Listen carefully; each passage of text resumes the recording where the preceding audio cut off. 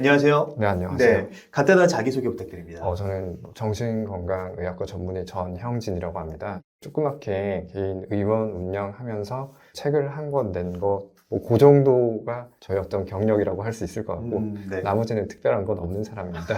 네. 네. 오늘 제가 궁금한 게요. 한 사람을 사랑하지 못하고 늘 새로운 사랑을 갈구하는 사람들의 특징이라고 할 만한 게 어떤 게 있을까요? 그 상대방을 지나치게 이상화하는 경향이 있는 사람들이 있을 수 있거든요.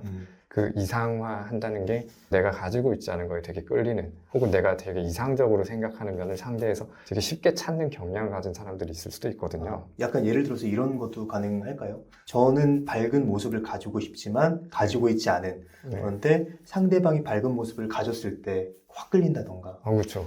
그런 점에 이제 끌리게 되니까 아무래도 쉽게 사랑에 빠지게 되겠지만, 뭐든 이제 급하게 가면 뭐 결과가 좋을 수도 있고 나쁠 수도 있겠지만 보통은 나쁘겠죠, 뭐. 그런 식으로 이제 사랑이 쉽게 빠질 수도 있는 거고, 또 어떤 사람은 어떤 관계가 조금 진행되는 과정에서 아무래도 이제 사랑이라고 하는 게 시작부터 어느 정도 단계를 거쳐가면 서로에게 이제 뭐 배려해야 할 부분이라든지 뭐 책임을 져야 할 부분이라든지 뭐 책임감을 느껴야 될 부분들이 있을 건데, 이제 그런 거에 대해서 부담을 느끼는 사람들이 있을 수 있으니까 아무래도 어떤 관계를 지속하기보다는 자꾸 새로운 관계를 시작하게 되는 면도 있을 거거든요. 이제 또 조금 흔한 경우로는 우리가 항상 어떤 뭐 자존감 문제, 어떤 뭐 애착 문제, 어떤 양육 과정에서 문제, 어떤 심리적인 결함에 의한 것들이 사랑을 좀 맹목적으로 갈구하게 만든다든지 그런 쪽으로, 결국 이건 어떻게 보면 증상의 한 가지일 수도 있겠네요. 그 증상으로 나타나서 내가 이제 어떤 결핍된 부분이나 부족한 부분을 채우기 위해서 사랑을 시작했고,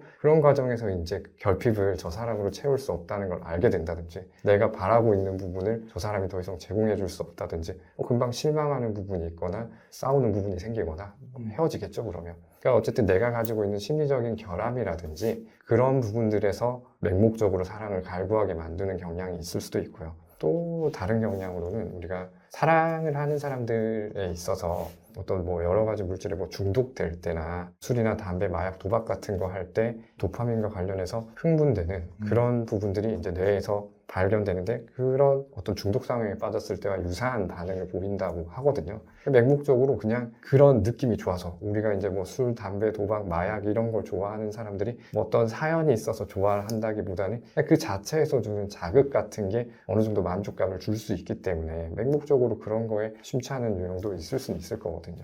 부담을 회피하는 사람이나 혹은 자존감이 낮은 사람, 이런 분들 같은 경우는 특징을 딱 구분하기가 어려울 것 같아요. 첫 번째, 네 번째 사람들보다. 이 두 분류의 어떤 사람들이 어떤 특징을 가지고 있을까요? 자기 중심적인 면이 있을 수도 있고, 아무래도 뭐 자존감이니 뭐니 이런 심리적인 것들과 관련돼 있으면 아무래도 상대방을 힘들게 하는 면이 있으니까 상대방을 조금 뭐 통제하려고 한다든지, 상대방을 뭐 구속하려고 한다든지, 뭐 경우에 따라서는 약간 착취적으로 보일 수도 있을 것 같고, 단순히 저 사람이 나를 힘들게 한다가 아니라 저 사람 정말 이기적이다, 저 사람 정말 나를 뭐 피말리게 한다, 못 살게 한다, 저 사람 되게 예민한 것 같다, 저 사람 너무 자기중심적인 것 같다, 아무래도 뭐 이런 느낌을 받을 수밖에 없을 것 같긴 하거든요. 예를 들어서 너는 다 틀렸고 내 말은 다 맞으니까 네. 내 말에 따라서 행동하는 게 옳은 거야. 네. 그러니까 이런 느낌으로 계속 어떤 상대방에게 자극을 줄 수 있다. 그런 것도 얼마든지 있을 수 있죠. 그렇게 함으로써 아까 전에 세 번째 얘기했던 자존감과 관련된 부분이 꼭 어떤 내가 낮은 자존감이다 그런 문제가 아니라, 어찌됐든 내가 가지고 있는 심리적인 결핍과 관련된 부분이 있는 거니까 그런 것들이 상대방으로 하여금 힘들게 하는 요소가 될 수 있는 거죠. 그런 부분이 나로 하여금 충족이 되든지 뭐 만족을 얻든지 극복이 되든지 해결되어야 할 문제인데, 그게 이제 해결되는 과정이 상대방과의 이제 관계를 통해서 나타나게 되는데, 그게 상대방을 불행하게 만들 수 있는 부분이 되는 거고, 상대방 입장에서는 되게 답답함을 느끼거나 좀 상대방에 대해서 부정적인 감정을 품을 수밖에 없게 될 것 같거든요. 또 이런 사람들 같은 경우는 잘해줄 때는 네. 한없이 잘해주고, 또 네. 외부에서는 착하고 괜찮은 사람이라는 말을 듣는데, 또 이제 연인과의 관계에서는 자신의 어떤 솔직한 모습을 보여줄 가능성이 높잖아요. 네. 그러다 보니까 그 결핍을 충족시키기 위해서 계속 무언가 갈구하고 이런 행태를 좀 보이기도 할 것 같아요. 그럴 수 있고요. 또 연인과의 관계에서 헌신적일 수도 있어요. 오히려 이런 오히려. 사람들이. 네. 왜냐면 상대방의 호의를 얻기 위해서 상대방에게 헌신을 다해주고 헌신을 다해서 상대방의 사랑을 얻음으로써 나의 어떤 부족한 부분들이 극복이 되고 내가 되게 상대방이랑 함께 하게 되면서 더 나은 인간이 됐다는 느낌을 받기 때문에 엄청 헌신적으로 할 수도 있거든요. 근데 이런 관계가 오래 지속될 수 없는 거는 내가 이제 상대방에게 헌신적으로 하지만 이제 돌아오는 거는 그 기대만큼 돌아오지 않을 수 있거든요. 내가 상대방에게 지나치게 헌신하고 잘해줄 수 있는 거는 그게 나한테 어떤 식으로든 돌아올 걸 기대하기 마련인데 절대 상대방이 그걸 다 충족시켜줄 수는 없기 때문에 뭐 어떤 식으로 실망을 하든지 싸우든지 헤어지든지 그런 과정을 밟을 수밖에 없는 거거든요. 나는 100을 해줬는데 돌아오는 건 10밖에 없을 때. 그렇죠. 내가 100을 해주는 건 좋든 싫든 그걸 내가 모르고 있을 뿐이지 그 마음속 깊은 곳에서는 어느 정도 해줄 만큼 돌려받길 기대하는 건데 그런 게 안 되면 아무래도 실망할 수밖에 없죠. 네. 이게 어떻게 보면 두 가지 양상으로 나타나네요. 헌신적으로 굉장히 잘해주면서 인정받고 싶은 욕구, 혹은 통제하면서 그 통제하는 사람을 통해서 내가 더 나은 사람이라고 생각하게 되는. 그렇다면 지금 네 가지 유형에 대해서 말씀해 주셨는데, 이런 유형의 사람들이 쉽게 사랑에 빠질 때 어떤 문제가 발생할까요? 과도한 감정 반응을 보일 수밖에 없을 거고 과도하게 그 관계와 관련된 측면에 몰입을 함으로써 이제 여러 가지 문제를 일으킬 거고 이제 어떤 관계에 대해서 그 비현실적인 기대를 품게 되는 경향이 생기니까 아무래도 이런 것들이 다양한 영역에서 문제를 일으킬 거거든요. 중독이라고 부를 수 있다는 게 술을 마셔서 뭐 마약을 해서 그 자체가 문제가 된다도 있겠지만 그로 인해 다양한 영역에서 여러 형태로 이제 문제를 일으킬 수 있기 때문에 중독이 되는 건데 사랑에 내가 쉽게 빠지는데 내가 이제 잘 지내고 저 사람도 잘 지내고 내 주변이 평화로우면 아무런 문제가 없는 거겠지만 보통 그런 식으로 사랑에 쉽게 빠져들게 되면 그런 문제가 발생할 가능성이 아무래도 높아진다는 얘기거든요. 첫 번째 얘기했던 이제 과도한 감정 반응을 과도하게 보이는 사람이 뭐 일상생활을 제대로 영위할 수는 없을 것이고 그 감정으로 인해서 본인이든 상대방이든 힘들게 하는 부분이 분명히 있을 거란 말이에요. 그리고 과도하게 몰입을 하면 쉽게 생각을 해보면 내 일상이 제대로 안 돌아갈 거고 상대방의 일상도 방해하는 부분이 분명히 있을 거거든요. 그리고 비현실적인 기대를 내가 가지고 있기 때문에 상대방이 상처를 주건 주지 않건 그 기대라는 게 항상 깨지게 되면 어떤 식으로든 상처를 받게 되니까 내가 안 괜찮은 거거든요. 내가 안 괜찮으면 또 상대방을 안 괜찮게 만들 거고 상대방을 안 괜찮게 만들면 나는 더 아플 거고 계속 그런 식으로 나쁜 것들이 이어질 수밖에 없을 것 같거든요. 네. 어떻게 보면 사랑에 빠지게 되면 나타나는 공통적인 특징이지만 내가 그 사람에 대해서 제대로 알지 못하고 사랑에 빠지게 됐을 때 나타나는 문제라고 이해하면 될까요? 그럴 수도 있겠죠. 뭐 운이 정말 좋아가지고 나는 그 사람을 잘 몰랐는데 그 사람이 진짜 괜찮은 사람이면 다행인 건데 그러지 않을 수도 있는 거니까요. 네. 또 궁금한 게요. 아까 전에 그 두 번째 특징에서 책임감에 대한 이야기를 해주셨는데 책임을 지는 게 싫어서. 네. 근데 이런 사람들 같은 경우는 왜 쉽게 사랑에 빠지는 걸까요? 사랑이라고 하는 어떤 관계를 시작한다고 했을 때 그 자체가 주는 만족감은 중독과 관련된 그 뇌의 반응이 이제 유사하게 나타난다고 했을 때 그 자체가 싫을 이유는 없을 것 같거든요. 이런 사람들이 이제 쉽게 사랑에 빠지게 될 수밖에 없는 거는 어떤 관계가 지속되지 않을 거니까 자꾸 새로운 자극을 찾을 수밖에 없을 것 같거든요. 어느 정도 안정적인 관계가 이어지지 않으니까. 내가 정말 책임감 뭐 그런 것도 부족한 사람이고 뭐 외로운 것도 잘 견디는 사람이면 그럴 이유는 없겠죠.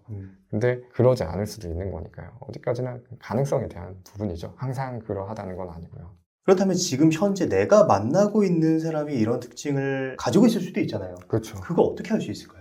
이게 아무래도 사랑이라고 하는 게 일반적인 인간관계보다는 조금 더 다른 개념으로 취급되고 뭐 사랑하면 뭐 그럴 수 있다 조금 더 허용되는 분위기고 여러 가지로 포장되는 경향이 있어서 쉽게 지나칠 수 있는 부분인데 기본적으로 이것도 인간관계의 일종이거든요. 항상 우리가 인간관계에서는 내가 어떤지를 살펴보는 게 중요한데 내가 저 사람과의 관계에서 위협을 느낀다, 불안감을 느낀다, 우울감을 느낀다, 존중받지 못하는 느낌을 받는다, 항상 뭔가 모욕적인 느낌을 받는다. 내가 그 사람이랑 있을 때 어떤 느낌을 받는지 먼저 살펴보는 게 중요할 것 같고요. 내가 일단 기준이 돼야 되는 거군요. 그렇죠. 물론 여기서 조금 문제가 될 수 있는 건 나한테 심각한 문제가 있으면 내가 느끼는 부분 자체가 어느 정도 왜곡되어 있을 가능성이 있긴 하죠. 근데 무엇보다 저 사람이 어떻고 내가 어떻고를 같은 선상에 놓고 살펴보는 수밖에 없어요. 그렇다면 내가 현재 이런 사람들과 만나고 있다면 어떻게 하는 게 좋을까요? 일단 그런 사람인 것 같다. 알아차리는 게 우선이고요. 그런 사람인지 모르고 있을 수도 있으니까요. 저 사람이 나한테 저러는 것도 뭐 사랑해서 그런 거다고 그냥 믿고 있으면 사실 소용이 없는 거잖아요. 내가 그 사람이랑 만나서 일단 어떻게 힘든지를 봐야죠. 그런 다음에 나는 어떤 사람이고 저 사람은 어떤 사람이고 생각을 좀 해볼 필요가 있어요. 저 상대방이 어떤 유형의 사람이냐에 따라서 무조건 그냥 달아나는 게 답인 경우도 있을 거니까요. 예를 들면 뭐 술만 먹으면 나 때리는 사람이 있다고 치면 무조건 달아나야 되잖아요. 그러니까 어떤 상황에 내가 놓여있고 저 사람이 어떤 사람인지를 정확하게 일단 파악을 해야 되고 달아나는 게 정답인 경우에는 그냥 헤어져야 되는 게 맞고요. 나도 괜찮은 사람이고 저 사람도 괜찮은 사람인데 둘이 가지고 있는 것들이 뭔가 애매하게 상호작용하면서 서로 간에 힘들어지는 부분이 생기면 이런 문제는 이제 대화로 얼마든지 해결을 할 수 있는 거라고 저는 생각을 하거든요. 제일 좋은 거는 우리가 어떤 갈등이 생기는 지점이 우리의 어떤 요소들이 충돌해서 생기는지 이해하는 게 필요해 보이거든요. 이게 굉장히 와닿는 게 그냥 단순히 내가 서운하거나 내가 화나는 게 아니라 네. 내가 무엇 때문에 서운하고 화나는지 명확하게 그걸 알았을 때 그렇죠. 문제를 해결할 수 있게 되는 것 같아요. 말씀하신 원인에 해당하는 부분이 개인으로 존재할 때 아무런 문제가 없고 밖에서 아무런 문제를 일으키지 않고 우리 관계에서만 문제를 일으키게 된다면 이제 그런 거에 대해서는 얼마든지 대화로 나눠볼 수 있고 서로 간에 이해할 수 있는 부분이라고 생각을 하거든요. 그런 것들은. 그런데 이렇게 대화를 나눌 때 이게 그냥 우리 대화 나누자 하게 돼도 나중에 싸우게 되는 것 같아요. 아, 싸우죠. 네. 네. 그렇다면 좀 이제 올바르게 대화를 나눌 수 있는 방법이 있나요? 일단은 내가 하는 말과 행동에 대해서 상대방이 어떤 식으로 느끼고 있을지를 먼저 생각하는 게 우선이죠. 이건 꼭 연인 관계가 아니라 기본적으로 사람을 대할 때 필요한 부분인 것 같고 사실 이 부분이 잘 되면 대부분의 문제는 어느 정도 조절이 될 것 같거든요. 그러니까 내가 저 사람한테 하는 말과 행동을 저 사람이 어떻게 받아들일 거다. 내가 이렇게 말과 행동을 하면 저 사람이 어떻게 느낄 거다에 대해서 어느 정도 이해하는 부분이 필요하고 그 이해가 100% 정확하진 않을지라도 그 이해를 바탕으로 어떤 걸 하게 된다면 조금은 괜찮지 않을까 싶은 생각이 드네요. 아, 이게 보통 우리가 싸울 때 내 입장에서만 생각하기 쉬운데 상대 입장에서 생각을 하는 네. 부분이 필요하고 그러기 위해서는 상대방이 왜 그런지에 대한 어떤 그 이유를 알아야 되고 네. 그 이유를 알게 됐을 때 내가 그 상대방이 하는 반응을 예상할 수 있고 그렇죠. 대처할 수 있게 된다 네. 라고 지금 말씀해 주신 것 같습니다. 근데 그 부분이 안 되는 사람도 있을 거예요. 안 되는 사람은 어떤 상황을 객관적으로 얘기해 줄 수 있는 제3자의 도움을 받는 것도 도움이 될 수도 있을 것 같고요. 나는 괜찮은데 상대방에게 정말 병적인 부분이 있어가지고 이런 게 불가능하다. 상대방의 어떤 말과 행동, 생각을 뭐 예측할 수 없다고 하면 진짜 이거는 다른 사람의 도움이 필요한 상황일 수도 있거든요. 어디까지나 그런 태도를 취하려고 애를 쓰고 그런 시각을 가지려고 노력을 하는 거지 항상 이게 통하는 상황은 아닐 수도 있을 거예요. 그러니까 이게 어떤 문제가 있다라는 어떤 관점을 바꾸면 해결 방법은 다양하니까 그렇죠. 내가 그렇게 대화를 통해서 할 수도 있고 아니면 뭐 전문가를 찾아가는 방법도 있고 그렇죠. 관점을 바꾸는 게 중요하다. 네. 그렇다면은 지금 상대가 그런 사람일 경우에 대해서 얘기를 나눴는데 내가 만약에 그런 사람인 경우 내가 지금 말씀해 주신 그 네 가지에 해당되는 사람일 수 있잖아요. 이럴 때는 좀 어떻게 이런 사랑 중독이라고 표현해야 될까요? 여기서 벗어날 수 있을까요? 본인이 지금 그러고 있는 게 문제가 있다는 걸 일단 인정하는 것부터 시작을 해야 되거든요. 최소한 문제가 있다고 생각을 해야 내 걸 돌아본다든지 내가 하는 말과 행동에 대해서 한 번은 더 생각을 해볼 거니까 일단 문제가 있다는 걸 인정을 해야 되는 부분이고요.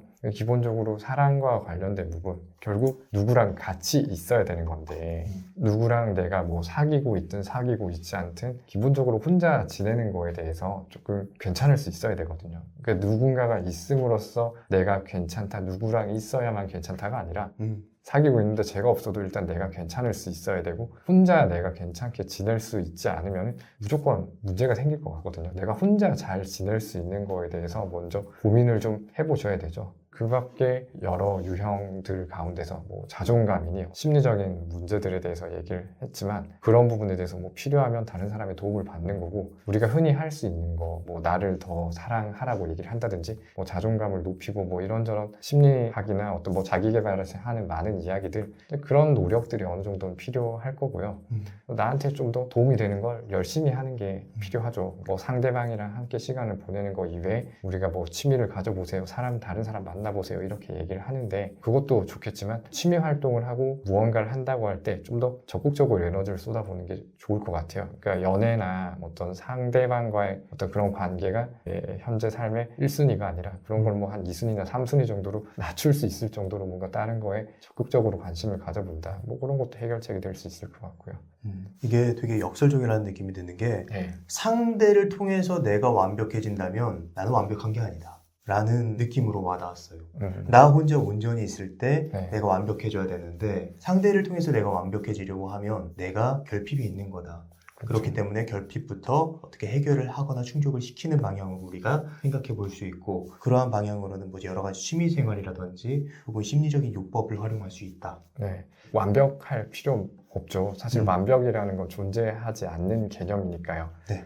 일단 내가 혼자 있을 때 괜찮지 않으면 내가 자존감이 뭐 높다, 건강하다, 뭐 완벽하다 사실 이런 개념도 좀 모호한 것 같고 내가 좀 부족하고 안 괜찮은데 지금 뭐 있는 그대로 나 혼자 지내는 거에 어느 정도 만족하고 거기서 불안해하지 않고 안정감을 느낄 수 있어야 사실 누구를 사랑할 수 있는 거거든요. 내가 누군가를 사랑하고 누군가와 관계를 맺음으로써 내가 가진 문제들을 해결하려는 태도 자체가 두 사람 다 결국 불행해질 수밖에 없는 부분인 것 같거든요. 그렇다면 궁금한 게요. 선생님이 생각하시는 괜찮은 사랑과 병적인 사랑의 차이는 무엇일까요? 일단 내가 힘들면 문제가 있는 거죠. 내가 힘들면. 간단하네요. 예. 저는 그렇게 생각하거든요. 이것도 어차피 인간관계니까 누구랑 있어서 내가 힘들면 그 관계에 대해서 한 번쯤 생각을 해보는 거고 근데 그 힘든 이유가 나한테 문제가 있을 수도 있는 거니까 아까 전에 얘기했던 대로 나에 대해서 어느 정도 잘 알고 있어야 되는 건데 뭐 이거 누가 봐도 명백하게 문제가 있는 것 같다. 내가 느끼는 거를 나 말고 다른 사람도 그냥 그렇게 느낄 만한 상황이다라고 하면 한 번쯤 이제 생각을 해보는 거죠. 사실 우리가 이제 뭐 병적이다, 괜찮다, 정신과에서 보는 혹은 심리에서 다루는 여러 가지 문제들을 정상과 비정상으로 확실히 나눌 수 있다고 생각하지는 않거든요. 환청 들리는 것처럼 누가 봐도 이상한 게 아닌 이상은 어차피 다 정상 범위 안에 드는 것과 비정상 안에 드는 게 경계가 되게 모호할 수 있는 거니까요. 내가 그냥 이 사람이랑 계속 있어도 괜찮을 것 같다, 안 괜찮을 것 같다 그걸로 생각을 하시면 될 것 같아요. 오히려 심플한 어떠한 기준점을 잡아주셔가지고 네. 정리가 되는 느낌이 듭니다. 네. 네, 오늘 전영진 선생님을 모시고 사랑이 어려운 사람들에 대한 이야기를 하였습니다. 그럼 오늘의 심리학은 여기까지 하도록 하겠습니다. 좋은 말씀 해주셔서 감사합니다.